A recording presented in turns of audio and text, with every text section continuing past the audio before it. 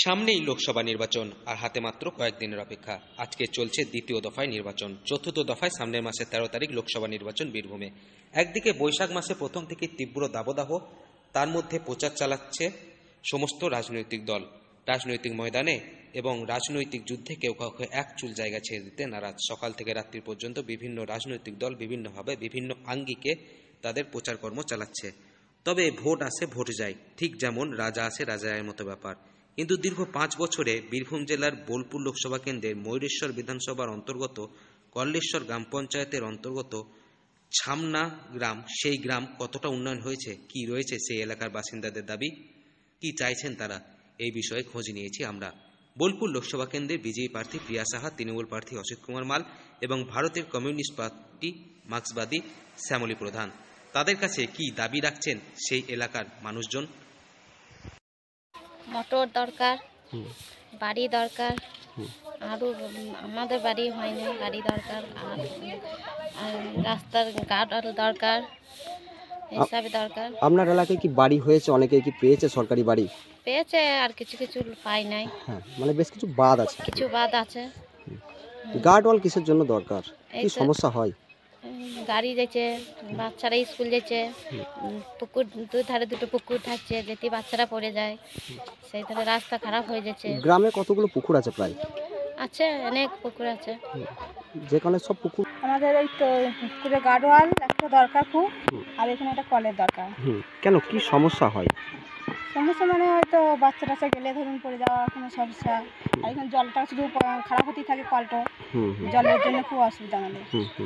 এলাকায় কেমন কাজ কি হয়েছে? খুব ভালো হয়েছে আমাদের এখানে কাজ কোনো আর কি কিছু আর কি অসুবিধা নাই কাজের জন্য। লক্ষ্মীর ভান্ডার পান? কি কি মানে এখানে এই আপনাদের গ্রামে কি কি কাজ করলে আপনাদের আরো খুব বেশি ভালো হবে মনে হয়? ধরুন আমাদের এখানে তো লোকসভা প্রচুর লোক ভিড় আর কি জমজমাট, আমাদের অনেক কিছু আর কি কাজ করলে বেশি ভালো হয়, তাদের তো খেতে হয় ধরুন সেরকম আর কি। এই কল্লেশ্বর মূলত খ্যাতি অর্জন করেছে ভোলানাথ শিব মন্দিরের জন্য। হিন্দু শাস্ত্র অনুযায়ী মহাদেব আদিপুরুষ, তিনি সবের মূল কারণ। সেই ভোলানাথ শিবের মন্দির রয়েছে কল্লেশ্বর ধামে। বীরভূমের সাঁইথিয়া থেকে প্রায় 12 মাইল পূর্ব দিকে কল্লেশ্বর গ্রাম, সেখানেই রয়েছে এই কল্লেশ্বর ধাম বা কল্লেশ্বর মন্দির, যার অধিষ্ঠাতা দেবতা শিবশঙ্কর, কল্লেশনাথ নামেও যিনি পরিচিত। বছরভর এই মন্দিরে পুণ্যার্থীদের যাতায়াত লেগেই থাকে। তার প্রধান কারণ এই মন্দির অত্যন্ত জাগ্রত। এখন যে সরকার আছে প্রচুর কাজ করেছে, রাস্তাঘাট, তারপরে ড্রেন, অনেক কাজ হচ্ছে। এখন আমাদের মেন কথা হচ্ছে গিয়ে আমাদের এই যে পুকুরগুলো আছে সেগুলোকে গার্ড ওয়াল, আর জলের একটু অসুবিধা, সেজন্য কল বা জল ট্যাঙ্কির ব্যবস্থা করলে খুব ভালো হয়। গ্রামে কতগুলো পুকুর আছে মোটামুটি? গ্রামে বহুত পুকুর আছে, প্রায় 30টা পুকুর।